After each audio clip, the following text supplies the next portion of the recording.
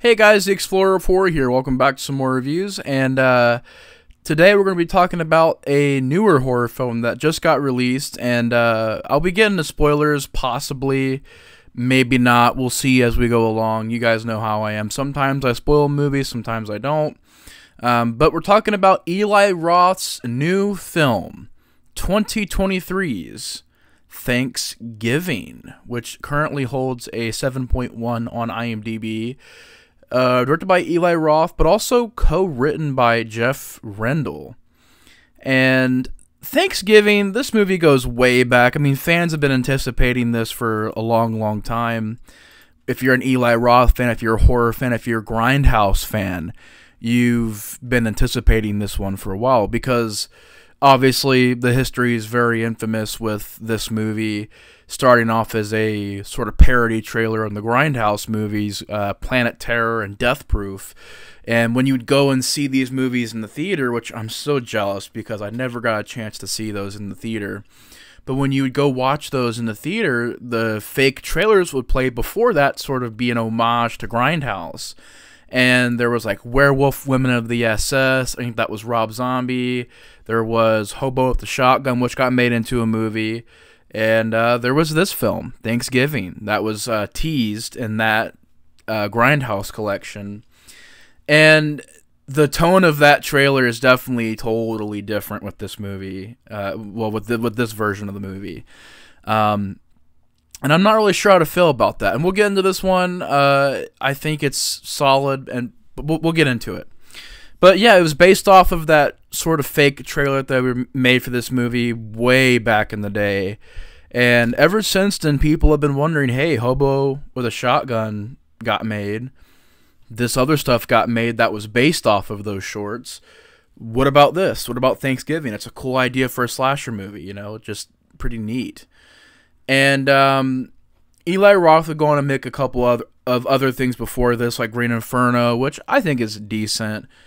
Knock Knock, which I haven't seen. Death Wish, which I haven't seen. And I think the last Eli Roth movie I seen before this one was Green Inferno. And I want to say I seen that one in the theater, but I can't remember if it was in the theater or if I watched it at home. I can't remember. But I will say this. This is definitely one of Eli Roth's better films, as I think while I enjoy most of his movies, there's not one movie that I would say I hate, at least that comes to mind right now.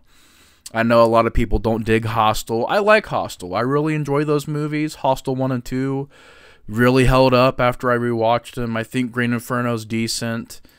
Cabin Fever is a lot of fun.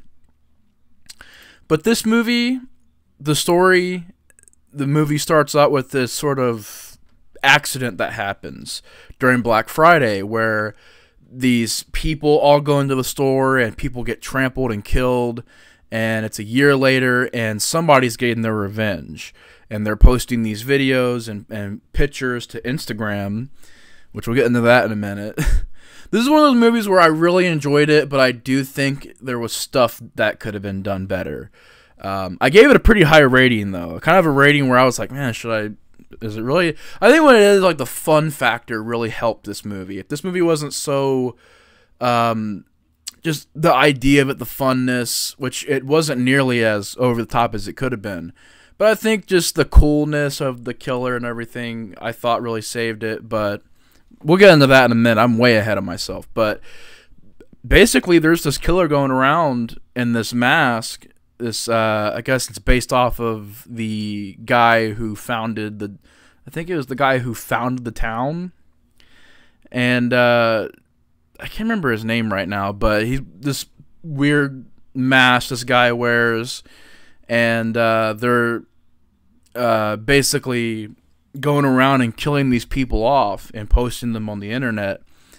And they have to figure out who this is. And it's somebody that's tied back to that massacre, that accident that happened and the Black Friday sale before.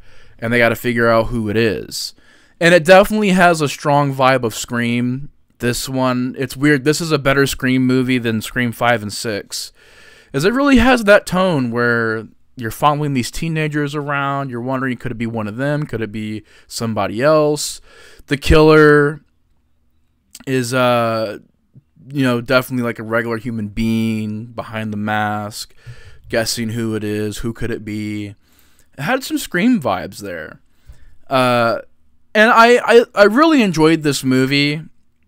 I think it's a lot of fun. Like I said, I would say it's one of Eli Roth's better films. I think this is a very impressive film, especially for how long this movie went and it didn't get made. And it's sort of a weird thing with this film where I don't know if the tone that was chosen for this version was correct or not. I'm not sure. Even to this second, I'm thinking, like, do I wish it was more like the original short, or do I, appreciate the difference? Because the tone of this movie, while it is fun, it's not as wild and crazy as you think it would be. And I really do wonder if Eli Roth missed an opportunity to go full out for this movie. I mean, take that short and really make it into a full-fledged, full-length movie.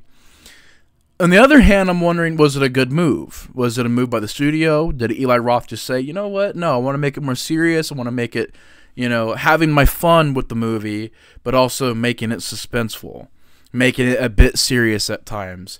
This is definitely a lot more serious and dark at points than the fake trailer for Thanksgiving was. I mean, that was over the top, real over the top gore, just going for like a trauma tone. This one is very serious, very down to earth, with fun moments. And while I was watching it, because I was familiar with the short that it was based off of, I was wondering if that was the right way to take it. And I really don't know how to look at it. I guess I can appreciate both visions of this story.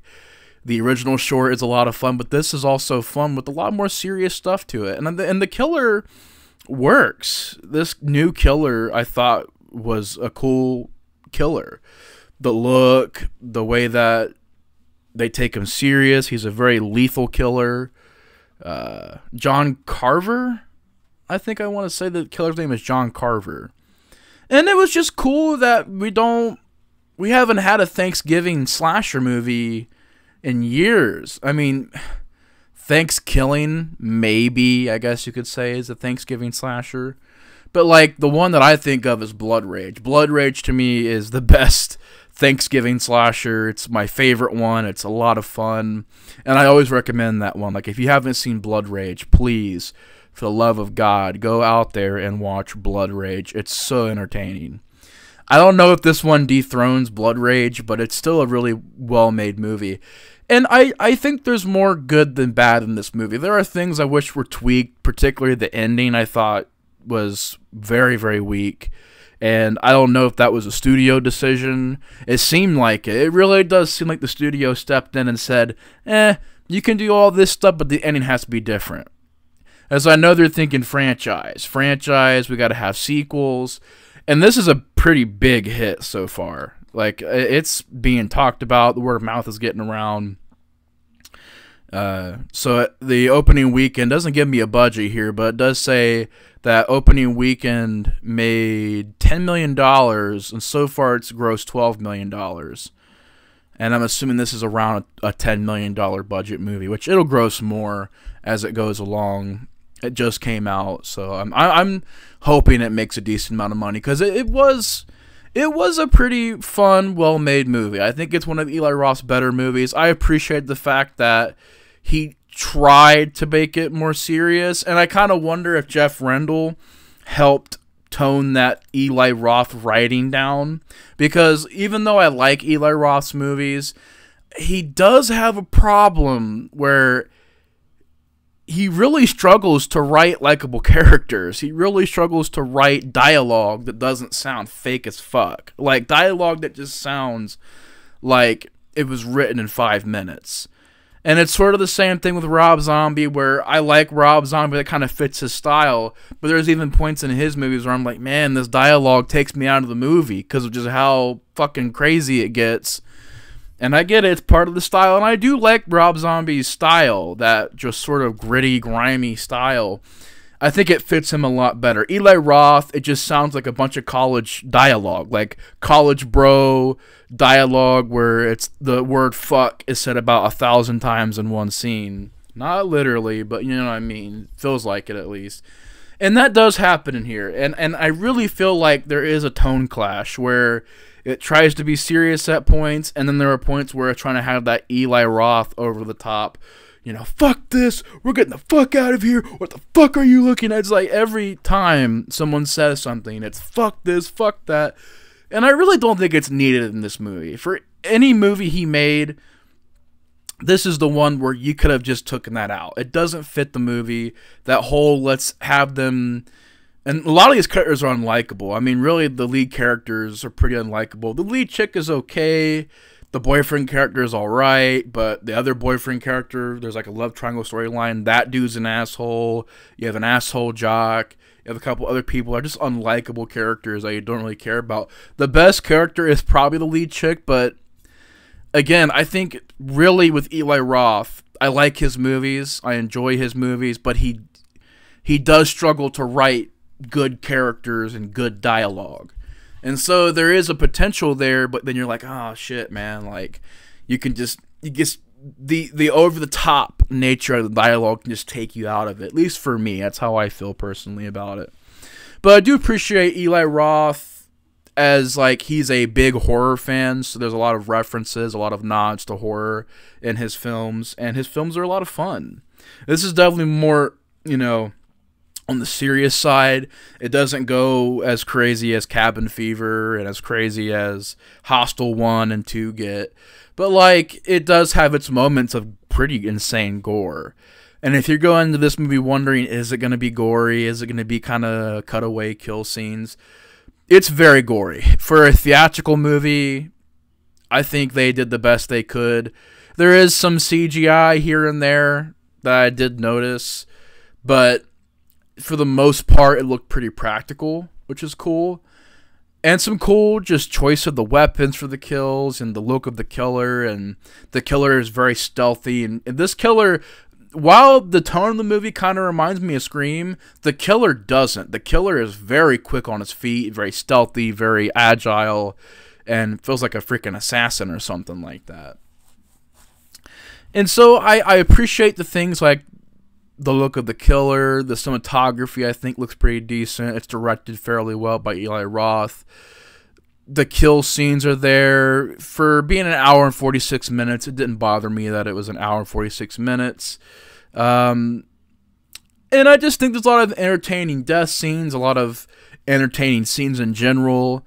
And I'm going to give it a 4 out of 5. That rating might go down a bit, though, in the future, because I'm looking back at it, I'm like, man, 4 out of 5?